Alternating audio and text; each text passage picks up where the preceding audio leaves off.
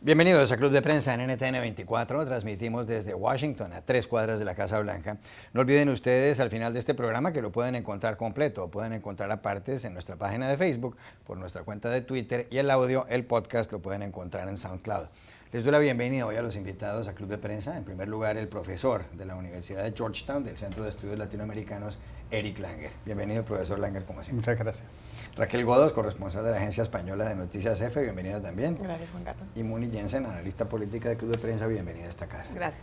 El primer asunto, Raquel, tiene que ver con Turquía, porque el viernes en la noche hubo intento de golpe de Estado contra el presidente Recep Tayyip Erdogan. Finalmente fue abortado este intento de golpe. Ha habido 265 muertos, hay 2.800 detenidos entre militares supuestamente golpistas y familiares de estos militares. La población salió a la calle cuando el presidente Erdogan, que se encontraba de vacaciones, le pidió a la gente que bloqueara esta intentona golpista. Turquía es un país importantísimo porque forma parte, tiene la mayor parte de su territorio en el Asia y una parte pequeña en Europa, donde está Estambul, la ciudad de los dos continentes. Tiene 75 millones de habitantes y fronteras, entre otros, con países como Siria, Irán e Irak. Quiere formar parte de la Unión Europea, es miembro de la OTAN, tiene el segundo ejército más numeroso de esa organización, la del Tratado del Atlántico Norte, y además es un país supuestamente laico desde 1923, cuando el padre de la Turquía moderna, Atatürk, después de la Primera Guerra Mundial, decidió llevarlo al laicismo.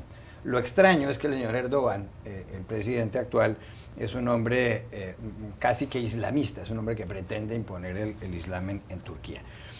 Aquí la pregunta que se hace mucha gente es si este golpe va a darle alas a Erdogan en el sentido de que él ha sido un hombre autoritario frente a la prensa y frente a sectores diversos de la sociedad.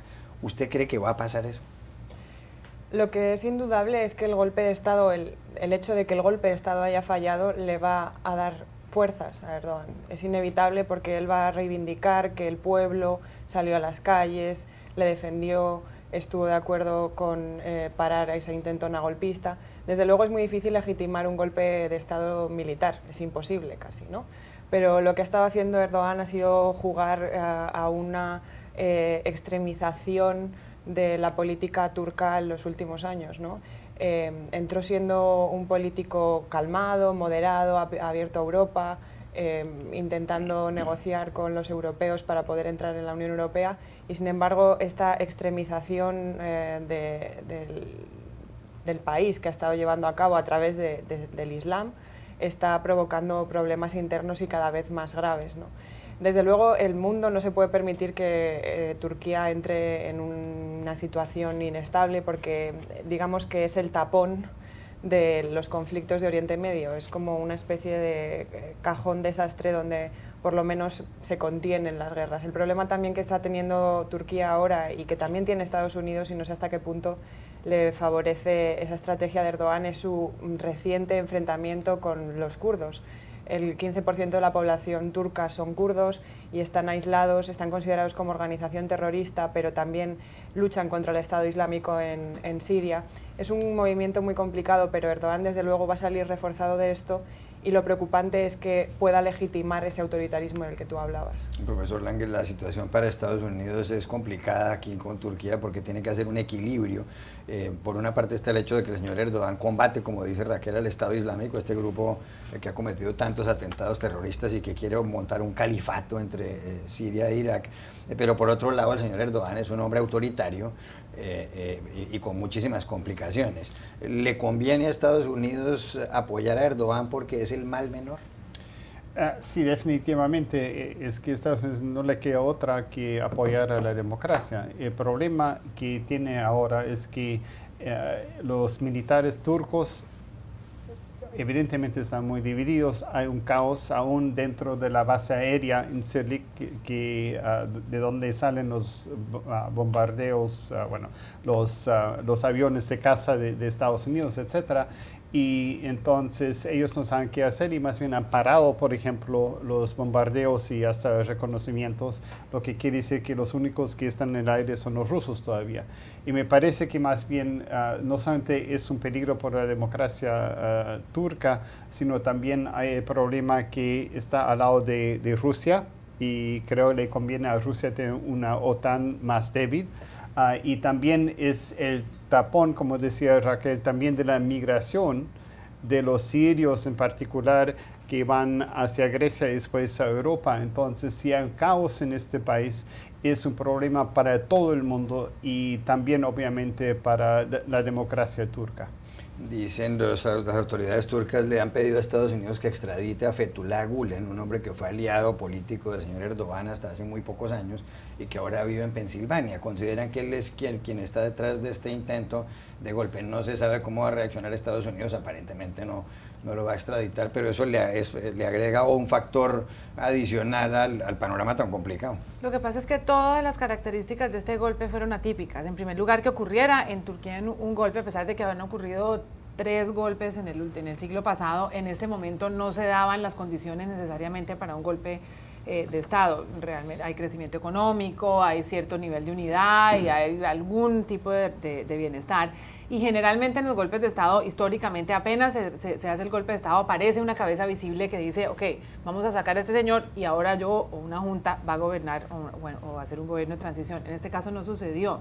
Entonces le permitió esta descoordinación del golpe a Erdogan fortalecerse y realmente lo que él hizo fue aprovechar las 8.500 mezquitas que hay en Turquía, y desde ahí salió la protesta. Y la protesta callejera no fue secular. Generalmente los militares son los guardianes de la política secular en Turquía, y él tiene unos grandísimos seguimientos entre la población musulmana, y yo creo que lo que pasó, y si ganó o perdió es muy difícil de saber, porque ganó esta batalla y triunfó sobre este intento descoordinado de un golpe de Estado. Pero lo que va a pasar es que va a haber aún más represión, porque ante también la amenaza de que hay una fragmentación en Turquía, lo que él va a terminar haciendo es cerrando muchísimo más las libertades, imponiendo mucho más una política religiosa.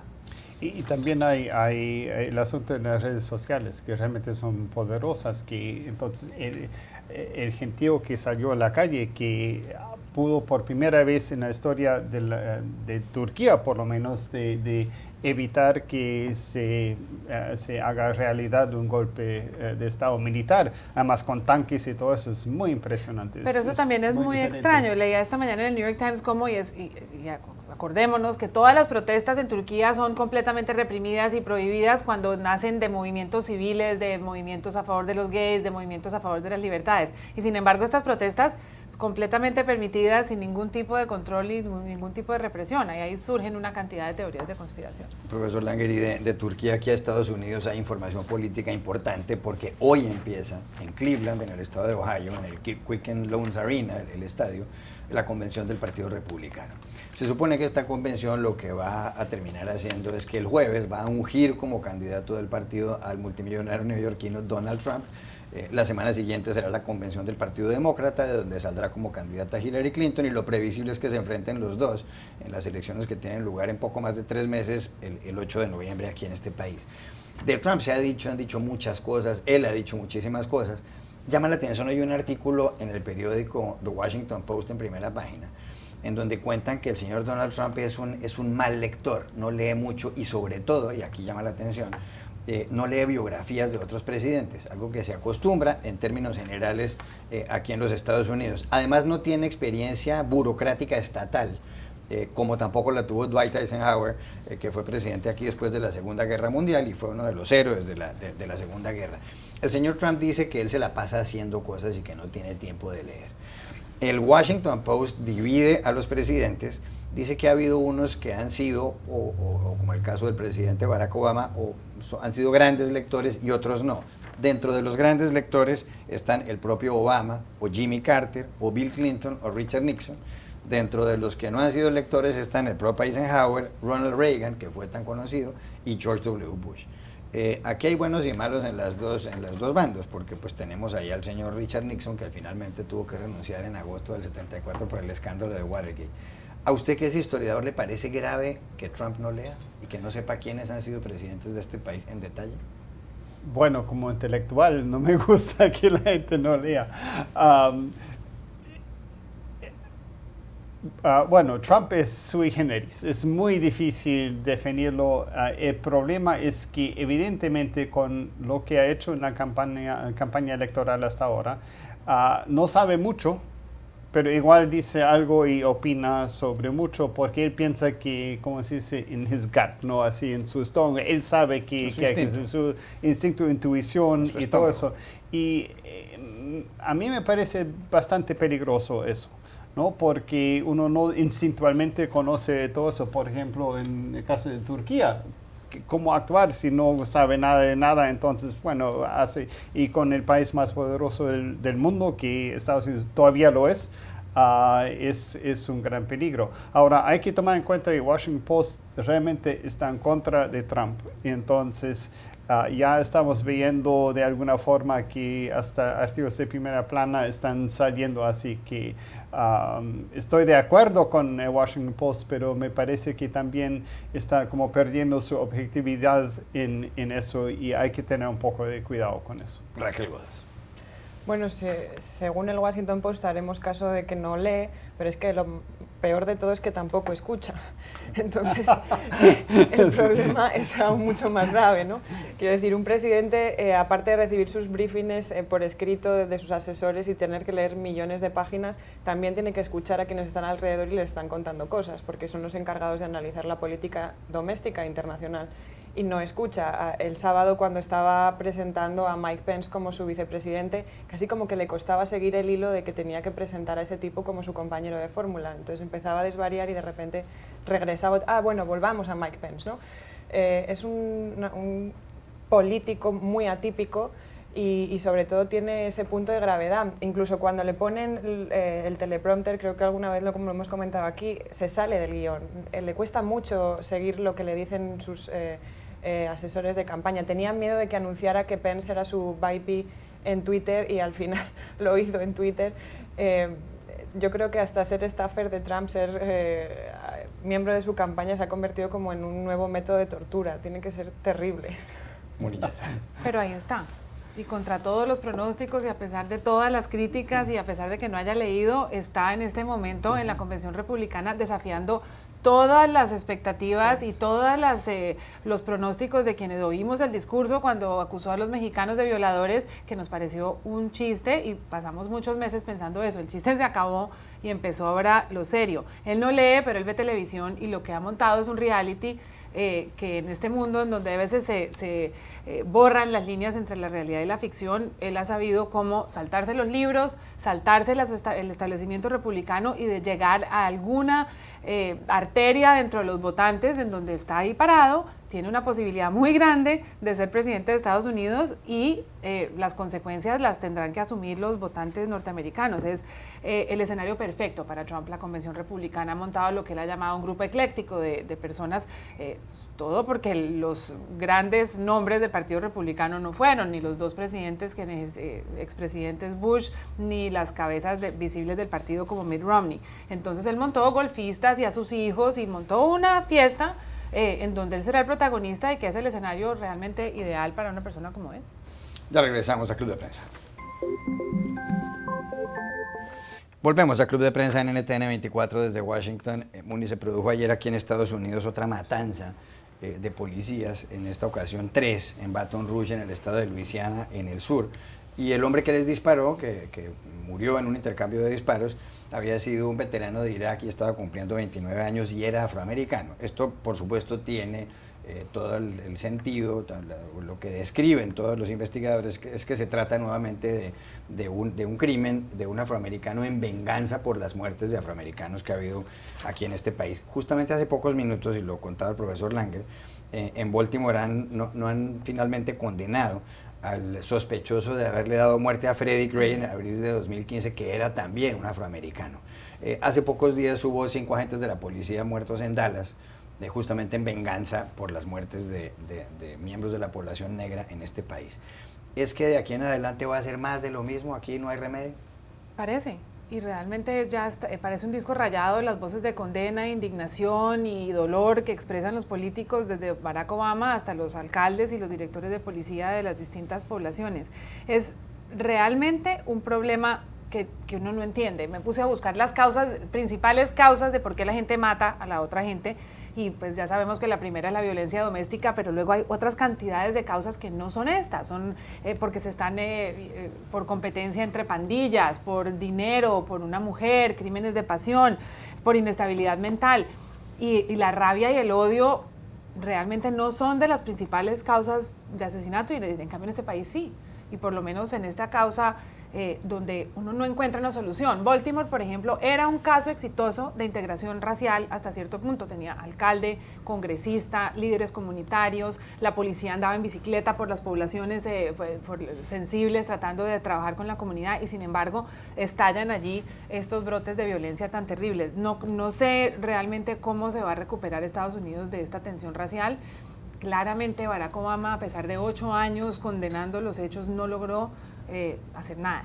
Entonces eso lo que es gasolina para quienes piensan que hay otras salidas. Raquel. A mí lo que más me preocupa es que esto se convierta en un patrón en los próximos días, porque parece que hay un efecto contagio y eso es muy preocupante, y además es que es muy difícil de controlar por el tema de la tenencia de armas, ¿no? El hecho de que, por ejemplo, hayan tenido la brillante idea de dejar que la Convención Republicana estos días puedan ir, que las leyes de Ohio lo permiten, la gente se pueda manifestar armada, no pueden llevar pelotas de tenis ni pistolas de agua, pero armas de fuego sí. Es un poco, pues no sé, preocupante. Creo que en ese sentido este país se equivoca con esa defensa a ultranza de la segunda enmienda. Incluso, no sé, en situaciones como esta, llevarlo a un punto de excepcionalidad, ¿no? Si no quieres reventar la Constitución, pues por lo menos tomar ciertas medidas de contención para ciertos momentos clave, como puede ser este en el que se van a juntar muchísimas personas. Por otra parte, el tema racial en Estados Unidos es que es algo gravísimo. Comentaba Muni el caso de Baltimore. Yo hace un año más o menos, bueno, aparte de estar en los disturbios de Baltimore cubriéndolo, paseaba por uno de los barrios más deprimidos de la ciudad, un barrio negro, y de repente llegó un coche de policía, un tipo blanco totalmente armado, y todos los niños que estaban jugando por la plazoleta entraron en sus casas como si fuera un hormiguero, temiendo a ese señor.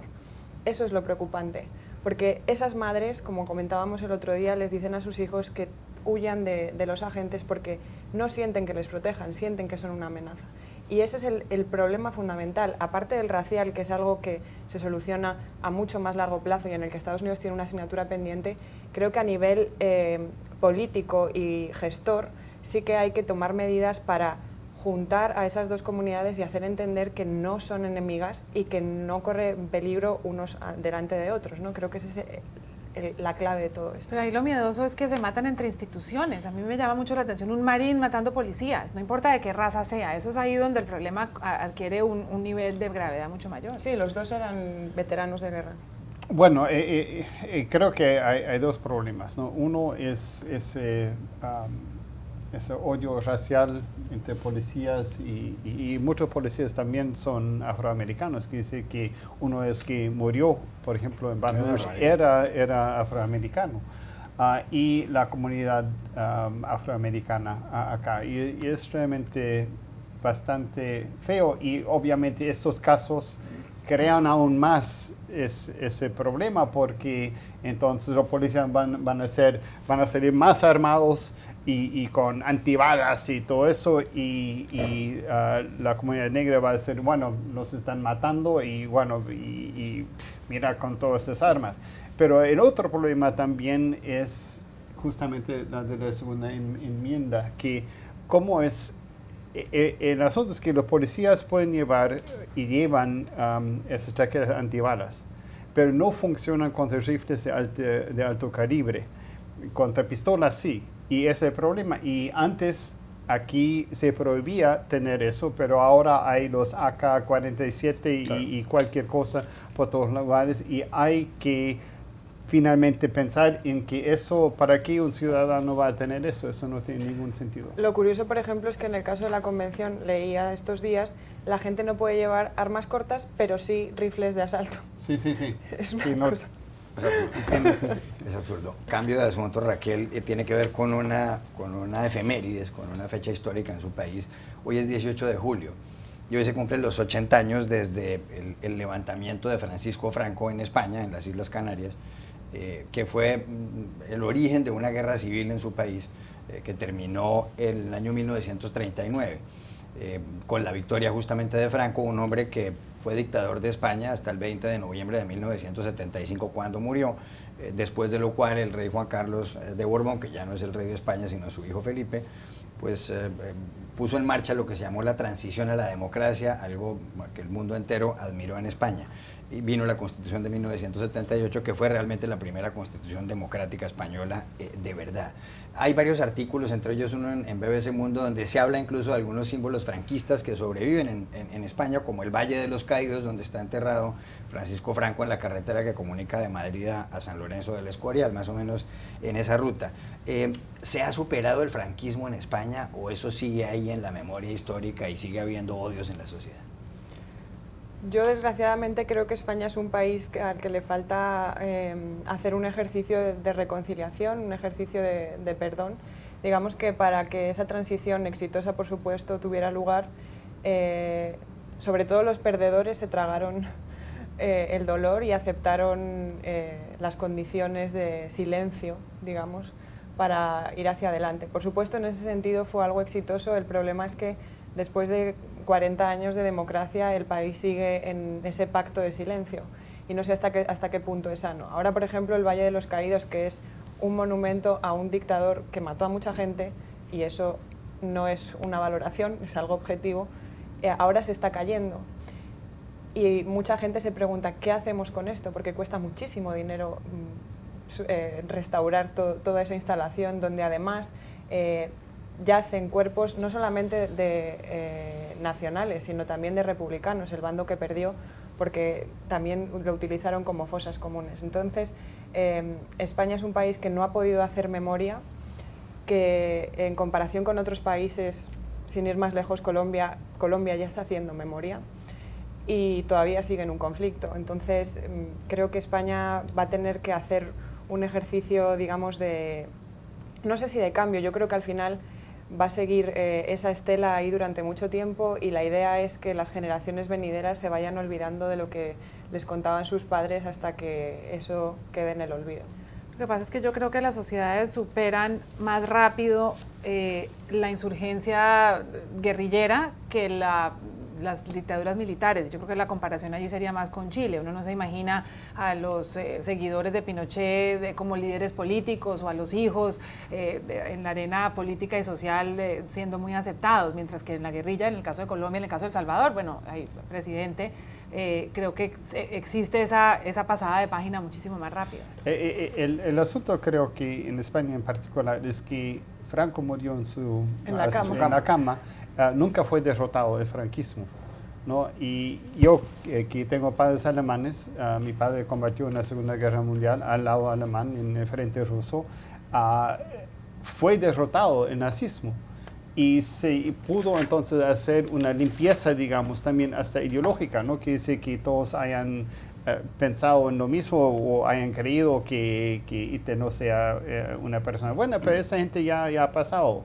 Entonces, eso creo que es el problema con España, que no ha podido hacer eso porque nunca había esa contabilización, porque el rey Juan Carlos pues tomó el poder que Franco le había dado. Entonces, hacer eso era mucho más difícil. Solamente había una derrota electoral de los socialistas hacia los partidos de derecha, que es muy diferente que una derrota verdadera de que ese modelo no funcionó y no puede seguir adelante. Y eso hizo, como comentaba Múnich, que miembros del gobierno de Franco después transicionaran al gobierno democrático y estuvieran también en el poder. Y eso es algo que todavía está enquistado. Ya regresamos a Club de Prensa. Volvemos a Club de Prensa en NTN 24 para despedirnos. Gracias, profesor Langer, por haber estado aquí. Raquel Godos y Muni Jensen, y a ustedes los espero mañana nuevamente en Club de Prensa.